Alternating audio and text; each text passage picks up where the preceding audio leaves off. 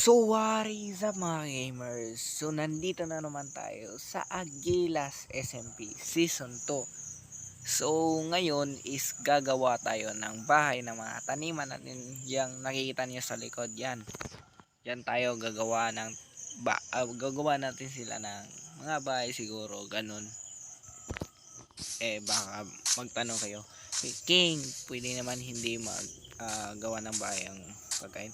Gusto kong gumawa ng bahay ng pagkain kasi gusto ko basta gawan ko sila ng bahay para meron ako madaming build.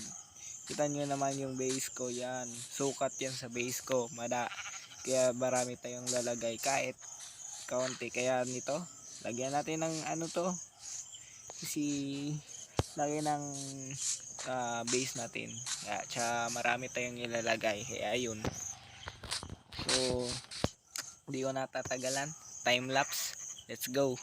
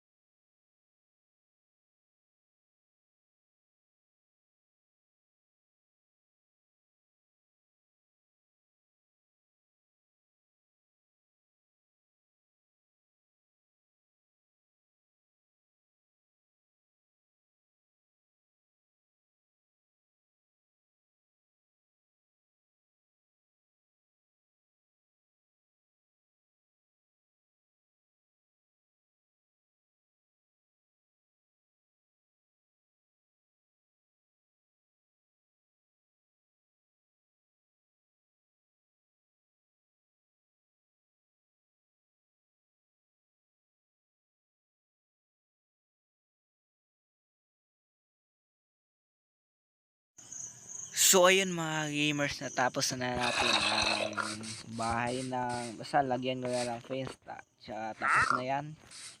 Yun, basta lagyan, yan, lagyan, basta lagyan ko ng fence, tapos yun, tapos na to. So lagyan ko na. So yun mga gamers, natapos ko na yung paglalagay ng fence, kaya yun.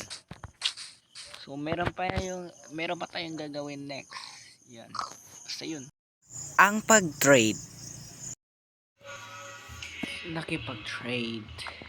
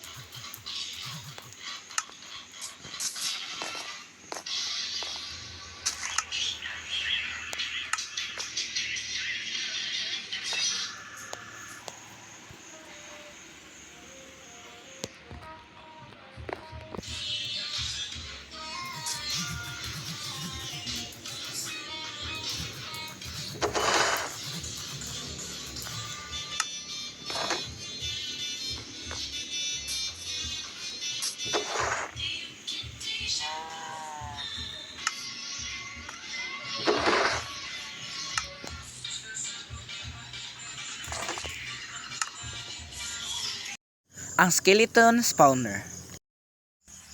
Guys, may nahanap ako skeleton spawner habang nagmimina ako, which is nagmina na talaga ako dito.